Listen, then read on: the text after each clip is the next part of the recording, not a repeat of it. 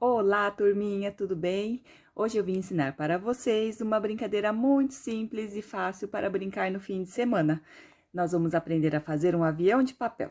Vamos lá?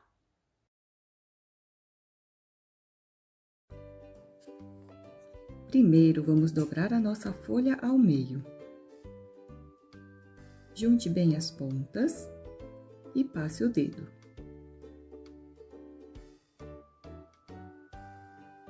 Ao abrir a folha, nós teremos uma marca. Pegue a ponta da folha e leve até essa marca.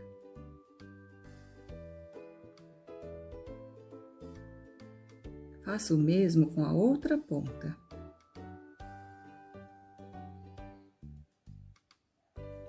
A nossa dobradura vai parecer uma casa. Agora, nós vamos pegar a ponta de cima e levar até a marca do meio. Importante, ao dobrar, deixar um espaço de um dedo mais ou menos na lateral.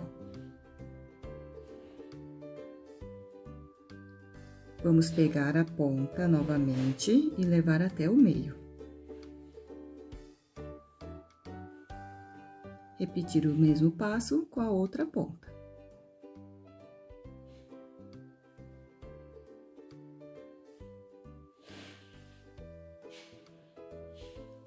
Agora, vamos pegar a pontinha que sobrou no meio e dobrar para cima.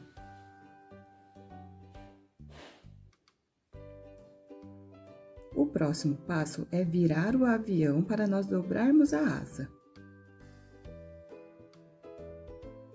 Vamos pegar a ponta novamente e levar até o meio.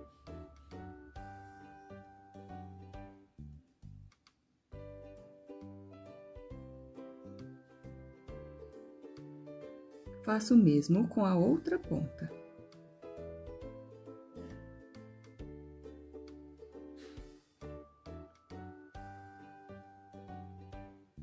Agora, é só dobrar o avião ao meio e abrir as asas.